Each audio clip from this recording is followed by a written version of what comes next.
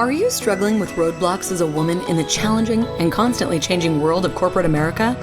If you feel stuck in your career, you may be holding yourself back and may not even realize it.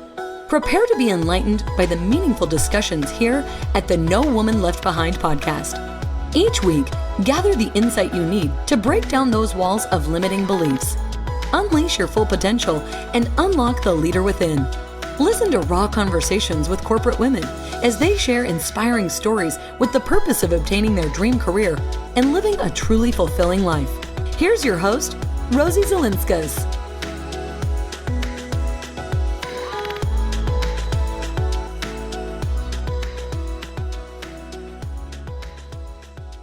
Hey everyone, welcome back.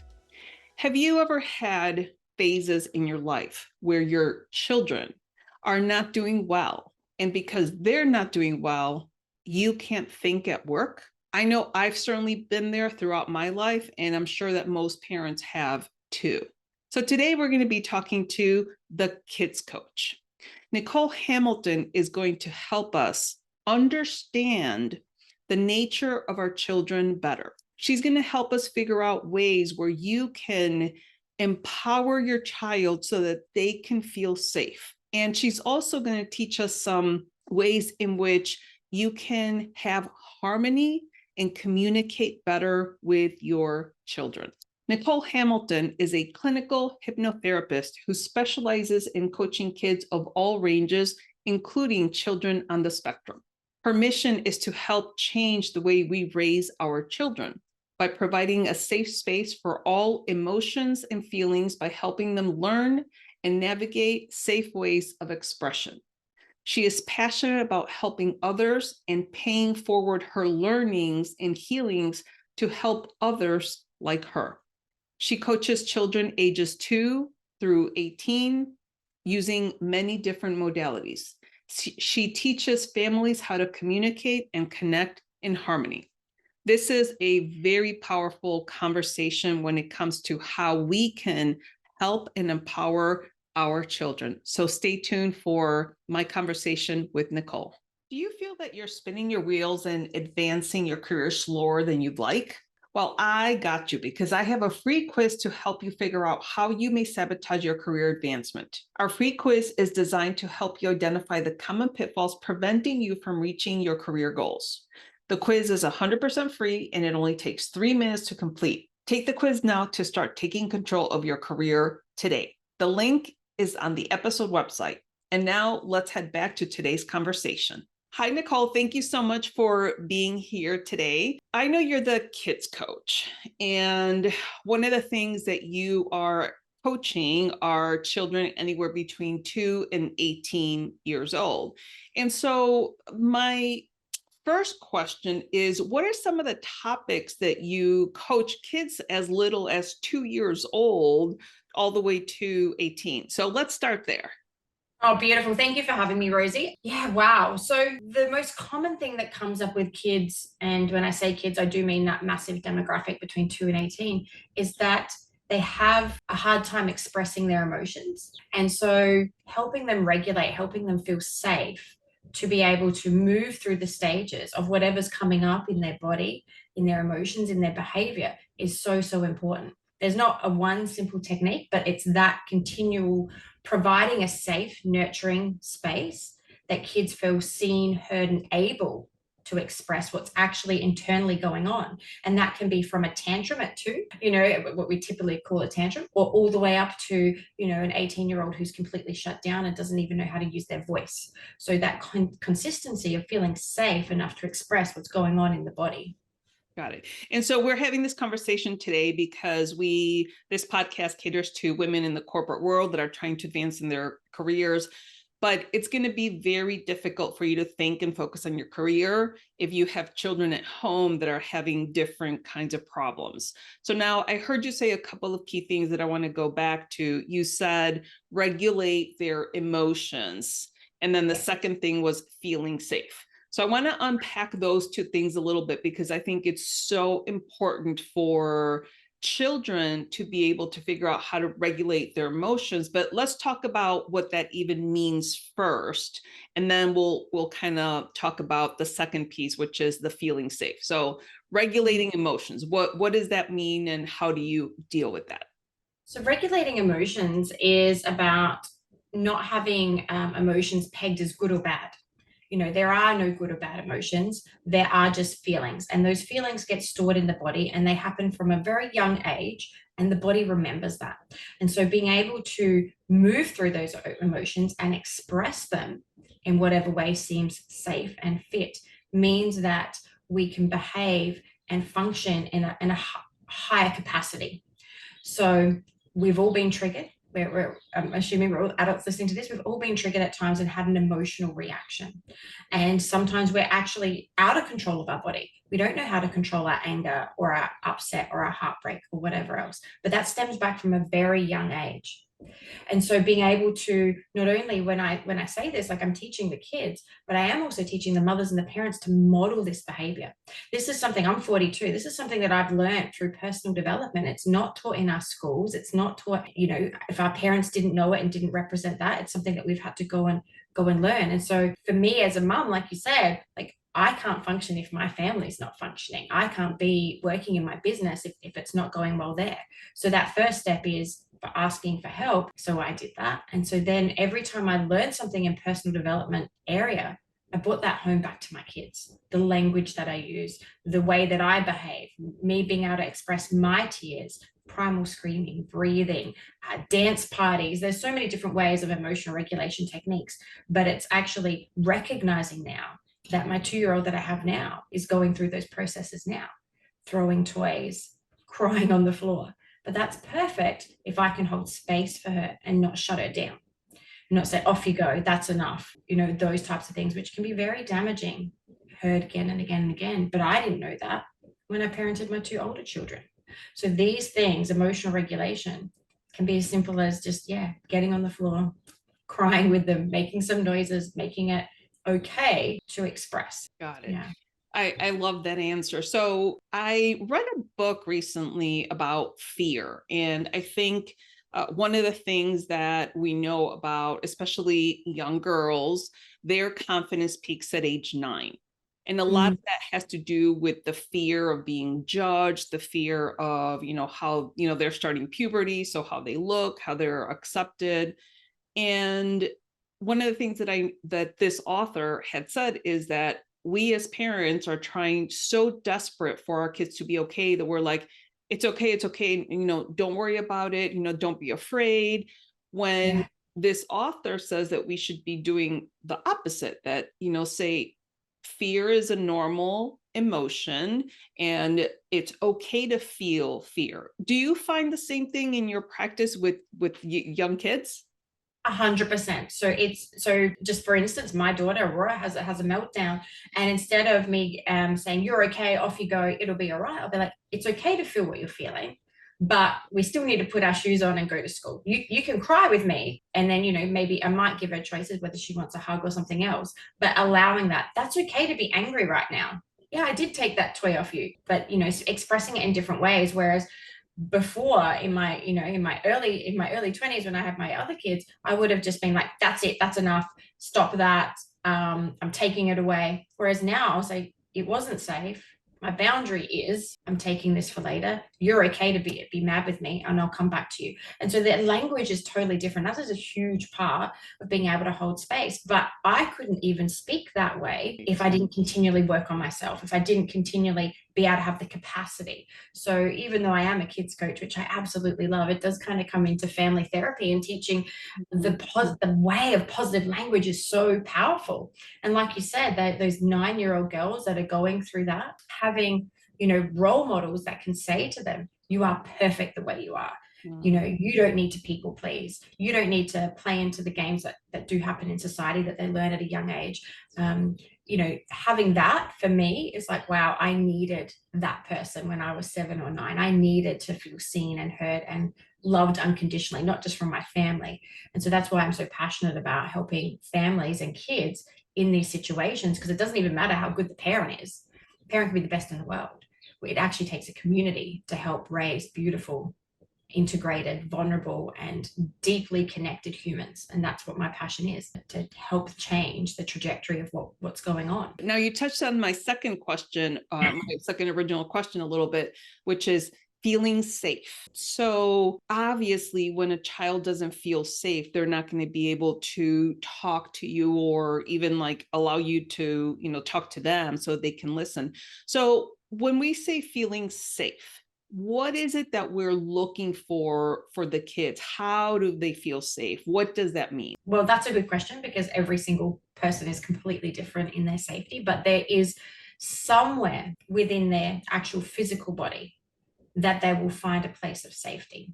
And so it's using that anchoring kind of wording, like if you do have a child, say, with anxiety, or, and is having the overwhelm, when you see that they're in a situation that they are safe, they're playing, they're happy, they're proud of something or whatever else, it's using that language and really saying, hey, I can see that you're really happy and feeling really good right now. Where do you feel that in your body? Do you have a safe space? Because anchoring in that language so that they can feel their emotions, because when we're in overwhelm, when we're in anxiety, or when we're in stress, we don't know where that is. And so providing that. When I work with kids, the first thing I actually do to help them feel totally safe is actually let them interview me. And the same with all my kids coaches. We never, ever say, you're working with me, your mum wants me, your dad this. So whether it's a 2-year-old, I will have a few toys and I'll literally get on the floor and play and just use my energies. And when they come to you, they feel safe. They'll show you a way. They can't use their words if they're nonverbal. When they're older and they can articulate, I give them the opportunity to feel totally safe, because it's up to them to choose. And that's the first part, the connection and letting them choose you. And then you can do anything with them. Then you can, ride a bike, go to the park, primal scream, talk in the chair and have a deep, meaningful conversation.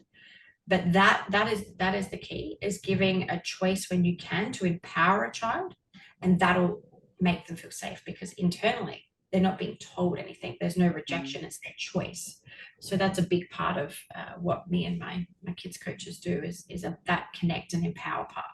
Got it. And you said something so key there, to give them the choice, because if you're, and I imagine you might have some kids where their parents are quote unquote making them meet you or making them, be in therapy.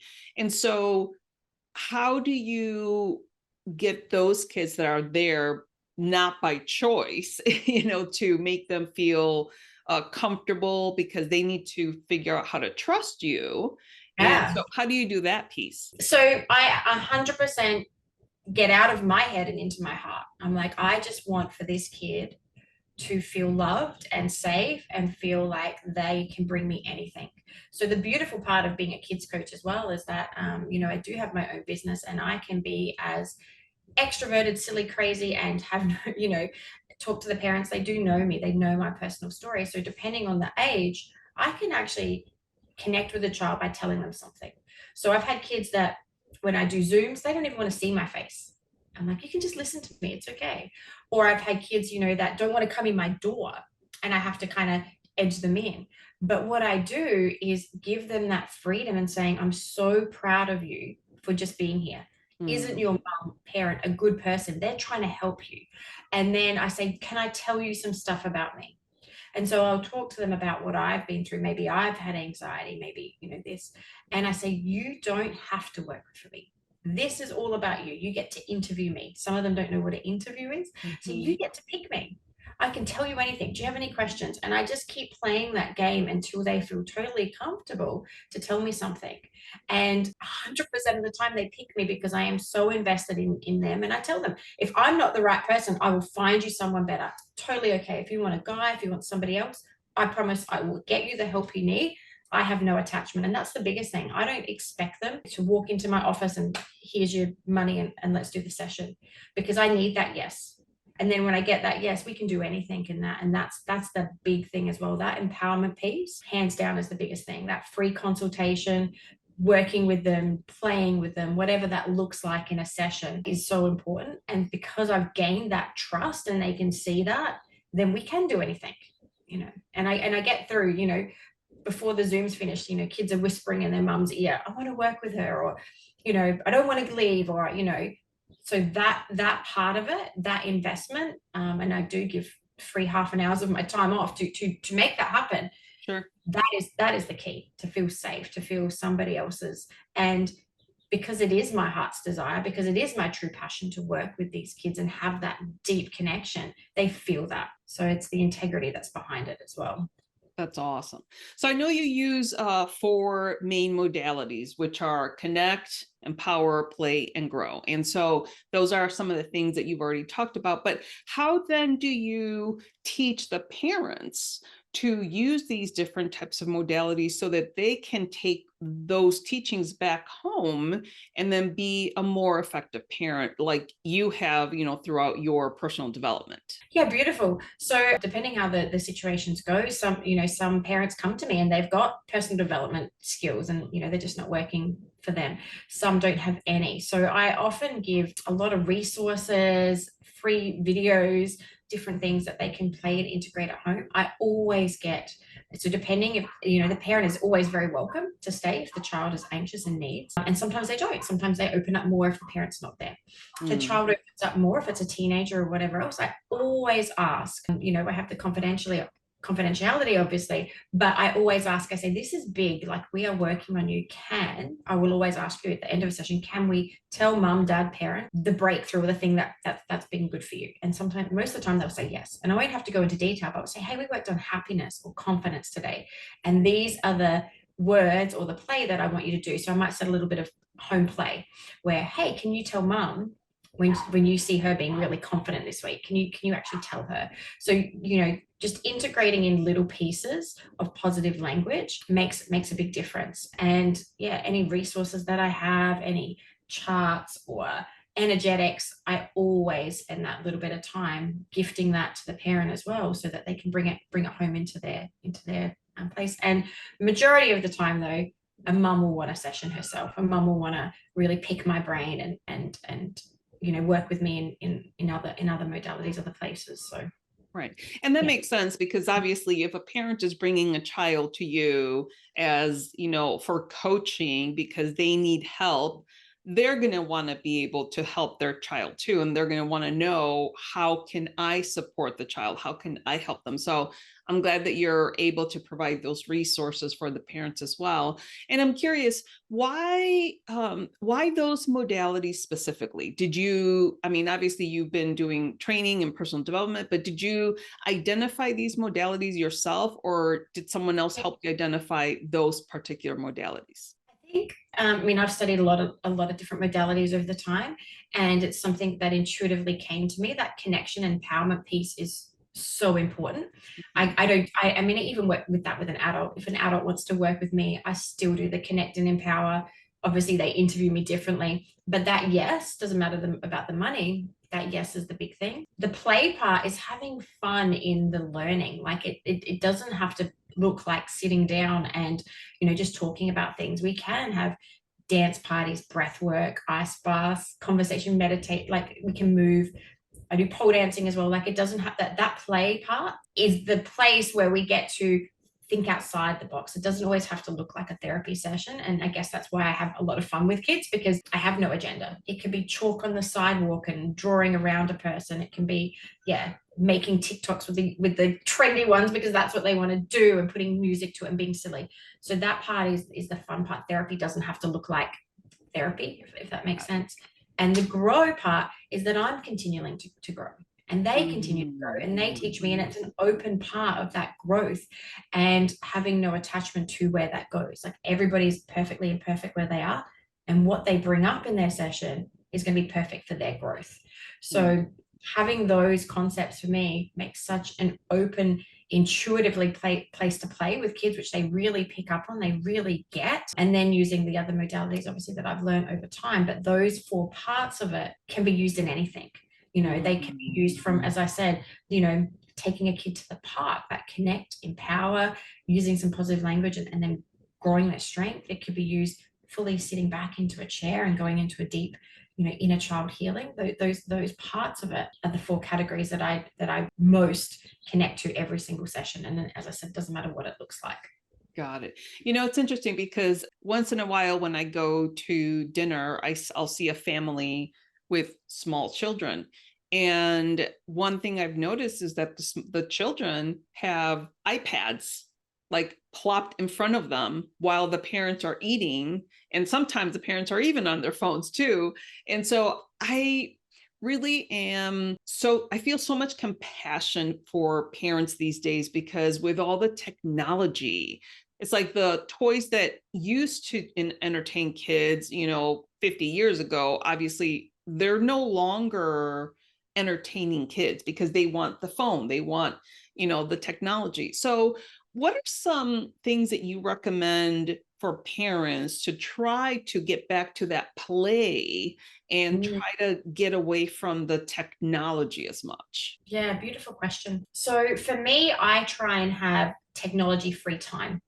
So we have days with the kids where they just get up, there's no getting onto the phone or onto the gaming. I've got older ones as well.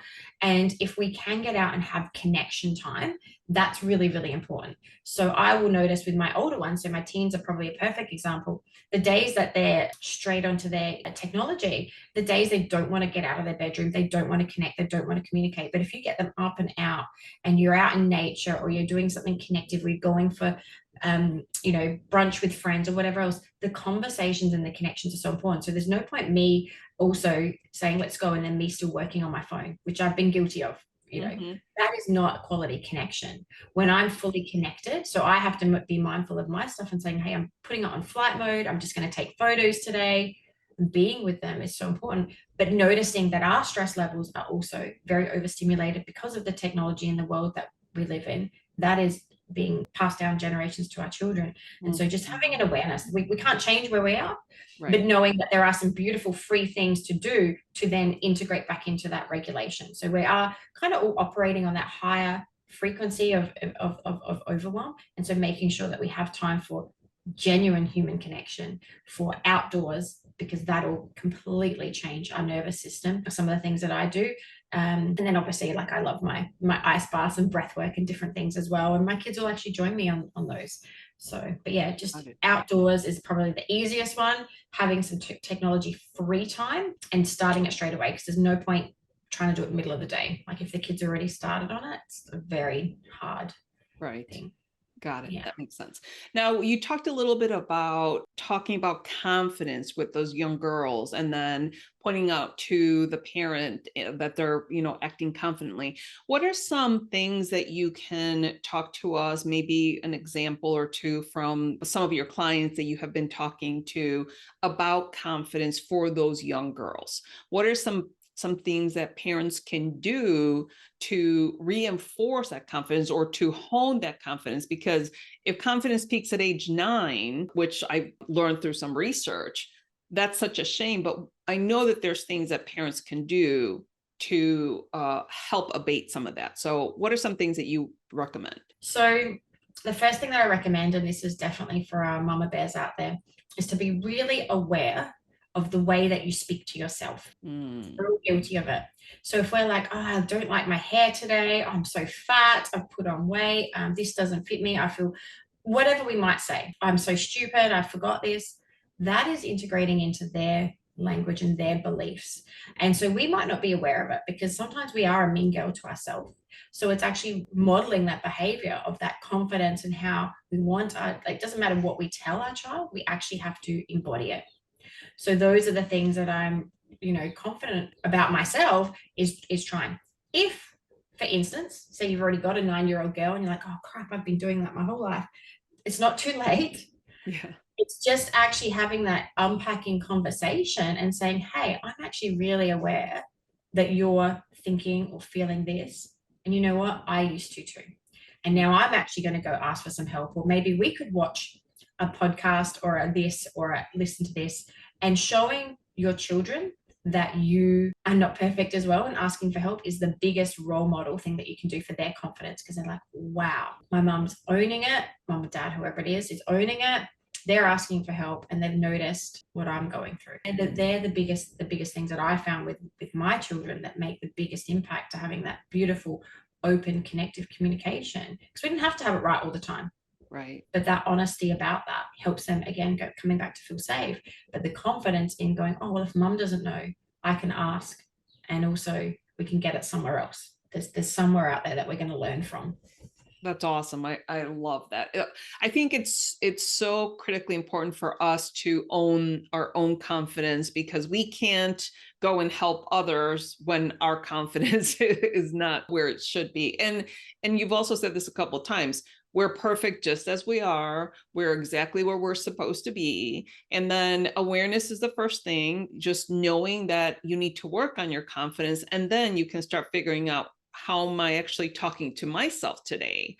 Because I wouldn't want my child to be talking to them, to their selves, the way I'm talking to myself. So I think that's very key right there. Now, I know that your superpower is unconditional love, and you're passionate about helping others. How did you figure out that unconditional love was your superpower? Oh, good question. I have is a feeling. I guess I can't describe it. It's a feeling that I have, and I have a very big capacity to hold space for a lot of people all at once, with so many variants of love, from, intimate love to my own children love, to my friends, to my clients that I do love as well, to the kids that I work with. And it's a feeling, it's an energy that I have. And it doesn't matter what I go through in life, doesn't matter who's even hurt me, I still have love for them. I honestly can say that. Like, I just know it in my soul that is one of my absolute powers, is to be able to love people and truly see them, even in pain, even in the heartache, even in the hurt times, and even if it's back towards me. And that has taken me on a big journey. But I think it's why people connect with me so easily, because what you see is what you get. I'm raw, I'm real, my heart is so genuine. And so that gets me through, like, my mission. Yeah, it's a feeling. It's knowing. Beautiful. That's absolutely beautiful. And I can feel that you're very, you can tell right away that you're very passionate about the work that you're doing. And so now I'd like to get into your story a little bit, because I know you've had traumas in your life and you've had a hard journey to get to where you are today. So how did you get to where you are today, knowing that you had so much trauma and you're doing well now, but it wasn't always like that, to becoming a Kidz coach specific with children? So tell me a little bit about your story. Yeah, that's a good place to start. So I had a pretty good childhood. We all have, things that we remember in our childhood that hurt us or confused us or scared us. But my parents are still together. They're amazing people, raised me well. And I got bullied maybe in school a little, people pleased, felt lonely, that type of thing. I met my ex-husband now, very young, 16, 17. And through whatever reason, we got into drugs. Like, there was a party scene and it was on and off. Sober when I had my children, hand on my heart can say that. But when I turned 30, we turned to ice, we call it here. So it's methamphetamines. It's a smokable version. It's really, really gross and really yucky. And I hid that. I was a functioning addict for a very, very long time. But behind closed doors, I was not coping. Like, I, was losing my mind. Was spending a lot of money on it every single day. And I knew, though, deep down, I wanted to change. Like, that, I did have that part of me. I didn't pay my mortgage, didn't steal from anybody, I don't believe it ate my soul, but it did change me. And I did have young kids. They didn't see me do drugs, but they would have energetically felt that I was not there. And I just remember one year wrapping Christmas presents, smoking this drug, and thinking, I don't want to be doing this. And then fast forward another year, and I remember doing the exact same thing Christmas Eve again. And I had reached out, like, sorry for swearing, I reached out and I'd gone to drug and alcohol counseling. I had been to psychologists, and one psychologist, bless her heart, she was very, very young and straight out of uni. She literally dropped her jaw, and as I told her my life story and what I was going through, and leant back in her chair. And I just knew she didn't have the life experience to help me. She was way out of her comfort zone, and nothing worked. Like, I'd get sober for a little bit and nothing worked. And so just by chance, one day I met this holistic healer who was a hypnotherapist, and I just knew I needed to work with that person. And I didn't tell him that I was smoking drugs. I told him I was smoking. I needed to quit. And in this one session, after number one as well, admitting out loud to my mum that I was struggling, she thought I was bipolar. I had this session, and in that session, I had the breakthrough. I had the epiphany. I was like, I could spend my life, taking drugs and being with my ex-husband, or I can have a life of sobriety with my children. And that's the road I picked. And I felt that click. And that gave me the strength, and knowing that inside we have everything we need. We just need a person to hold space for us, which then led to the 10 years of training. I'm like, it wasn't easy. I went through withdrawals. I went through depression and anxiety and not being able to cope, and mental health issues. But slowly, bit by bit, I continued to show up and ask for help and have different coaches. And then when I went and learned NLP, so I'm not sure if your listeners know what neuro-linguistic programming is, but it's the language that we use inside our internal representation. And I was like, oh my God, another epiphany. I know why I chose to self-sabotage. I know why I went through my addiction, is so I can talk about that. I want to, it's such a dirty thing. People don't want to talk about addiction, but I've been through it, and I found a different way to get sober. And I honestly thought I'd work with, drug addicts and other people in that kind of loop.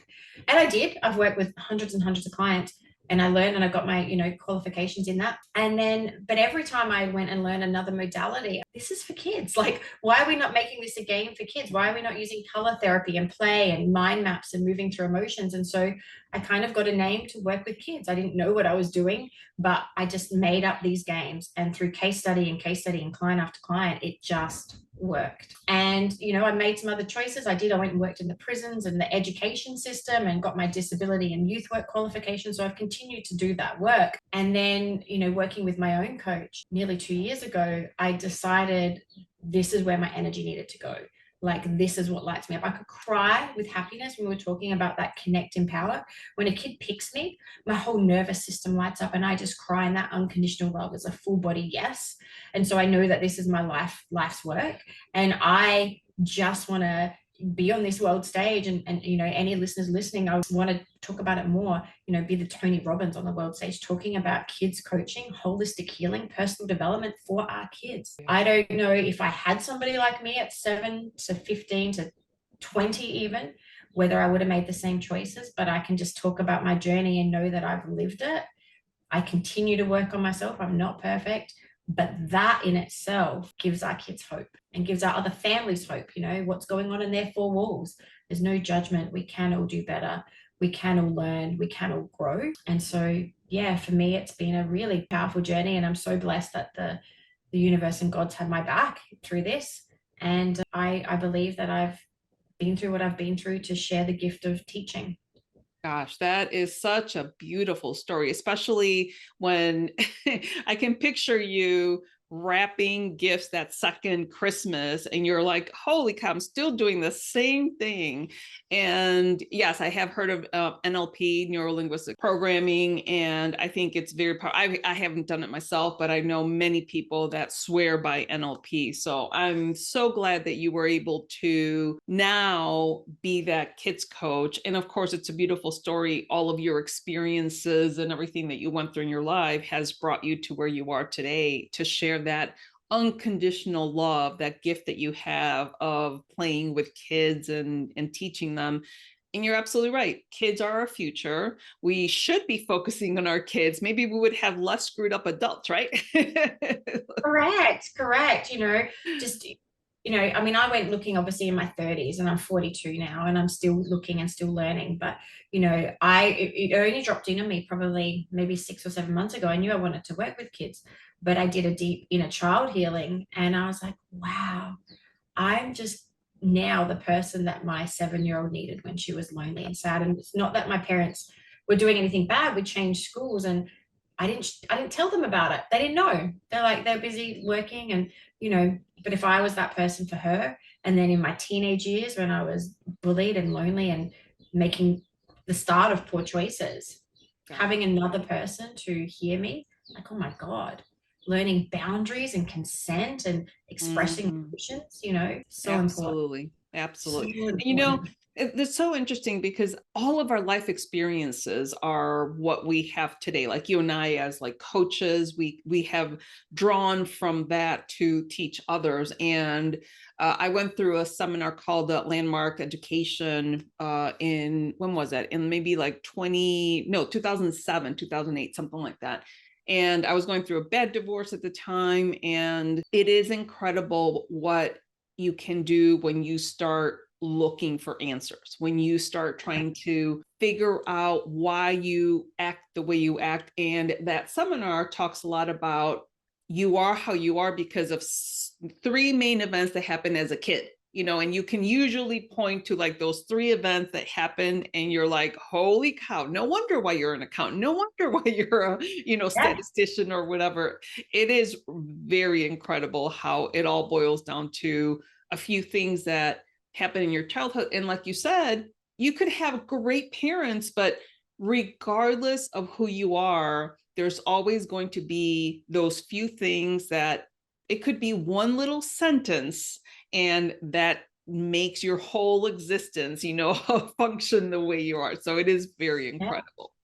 Yeah. Now, 100%. I do agree with that. So that inner child work. So if you're any adult out there, look into that. Like, inner child work is so profound, to go back and do your healing, because you can change anything now. But yeah, I'm so passionate about being that person for the children now. Like, why do inner child work when you're 30, 40 or 50 if I can be helping them, or other people can be helping them while they're going through it? Absolutely. I love it. Now, I know that you have a 5-day Kidz coaching course. Tell me a little bit about your free coaching course for parents. Yeah, so I know that sometimes it's not attainable for people to, get a coach or whatever else. So I don't want it to always be Nichole marketing herself. I wanted to put some free content out there. So I've got 5 videos of free ideas to use with kids from 2 to 18 in positive language play. There's also a free meditation at the end for parents to fill their cup, because that's the most thing as well. Like, when a parent goes looking, it's normally because they're at their wit's end. They're like, I don't know how to deal with this anymore. And in the lack, there's issues in here in Australia, especially with education and the medical, like it's that. So if I can give you 5 little videos of tips and helpful and positivity, that's my gift. So yeah, I will definitely give that to your viewers as well, that follow that link. It's beautiful. And I always do free content on all my socials as well. So that's awesome. All right. Well, wonderful. Well, Nichole, obviously you've already given us like a lot of really good information, but are there maybe 2 actionable tips that you want to leave our parents with, especially those moms that are working in the corporate world, that they can use with those little kids that they have at home to get that connection? Okay, so one that does come up a lot with disconnect, and this can be used from a really young age. So, probably that 2 to 3 year all the way up, is eye gazing. We've got kids, my son's on the spectrum. So, this is sometimes tough for people. It's actually really hard to do sometimes with yourself, but eye gazing with your child and breathing can be a part of connection and love. So say if you've got a 2-year-old who's having meltdowns, tantrums, however you want to put it, getting into the thing of like, hey, let's just play a game. Let's breathe in for 3 while we look at each other, and then breathe out for 3, and then when they're older, it's just saying, hey, can you look at me for a minute? And just really sending your teenager or child love. Sometimes they don't even need words, but that eye gaze and connection piece is an energy of bringing it back in. So that's a really beautiful connected piece. I do it with mama bears, with their teenagers here, just sending love to each other. But eye gazing is so, so powerful. And if you set it from a young age, it becomes a game. Mum needs a little eyes, like let's play our eye game, and you can blink with it or laugh with it or add colors to it or positive language. But it can be simple as just breathing, and eye gazing is a beautiful way to connect. The other thing that I use for a tip that is an external is I love smells. So I don't know if any of you love smells, but I went through a divorce as well. And I found that when my children came back, and this could be just from kids going to school or, ratty behavior, however you want to call it, just, that I put oil. So I'd pick an oil, I'm sitting here, pick an essential oil. And as they came back in the house, I would put that essential oil on, and I'd put it on the back of the necks or on the kids as well. It instantly connects the whole family back into one frequency. So yeah, having an essential oil or a mist spray or something like that, where you're all back in the same frequency, can really connect a home. I am all about my smells, so I do use Paleo Santo instead of sage in my home. And that really grounds and brings a calm energy about.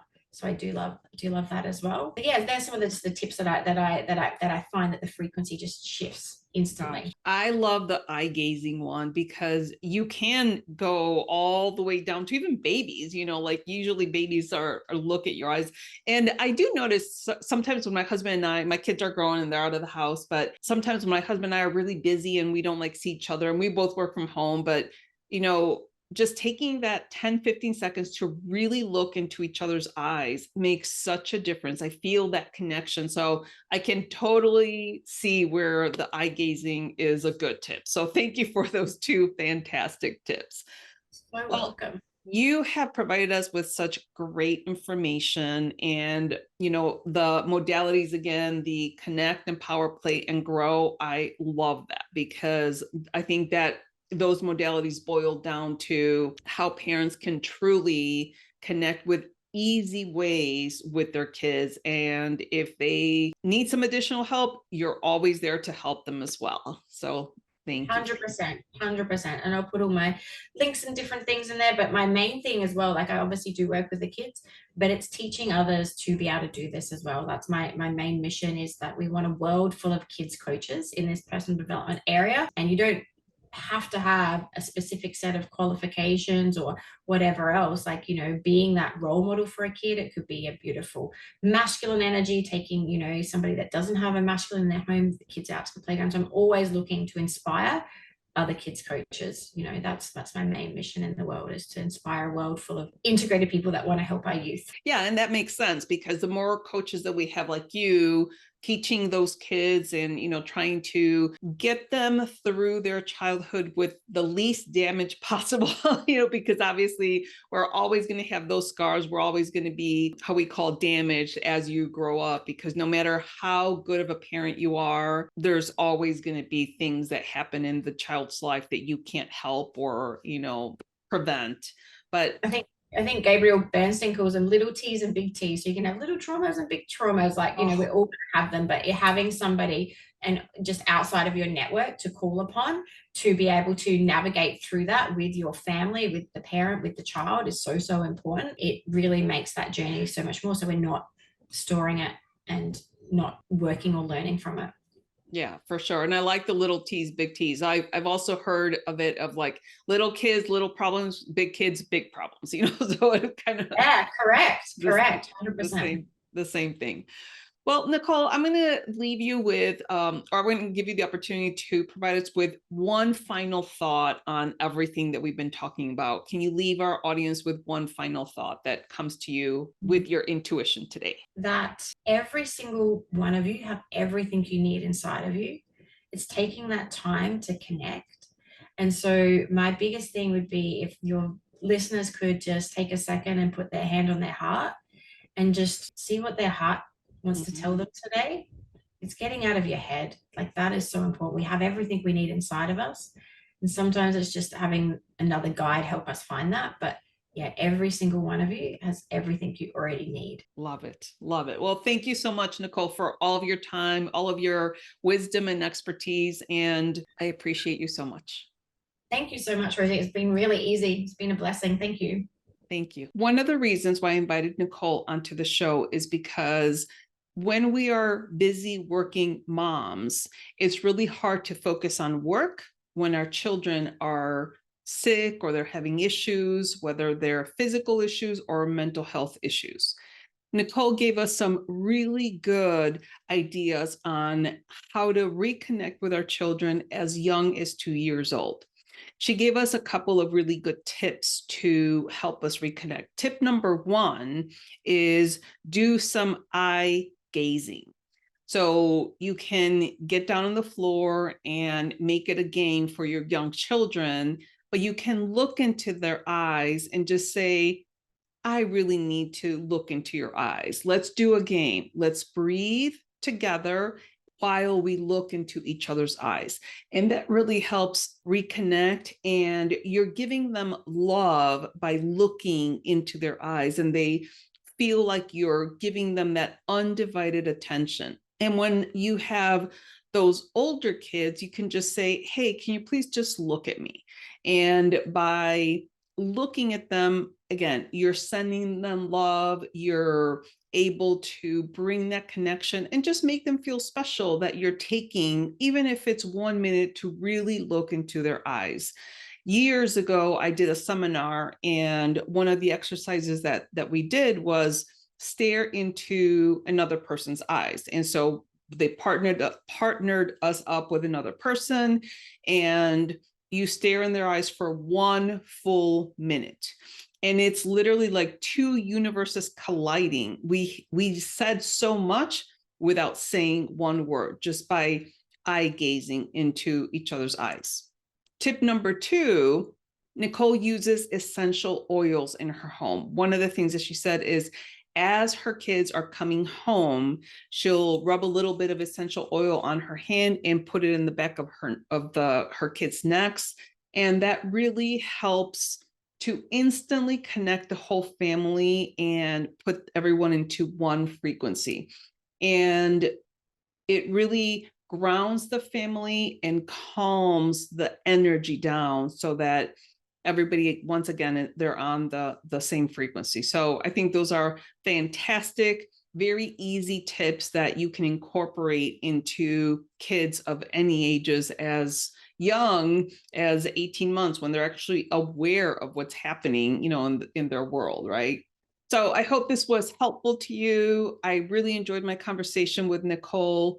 So with that, remember to be brave, be bold, and take action. Thank you for listening to this episode.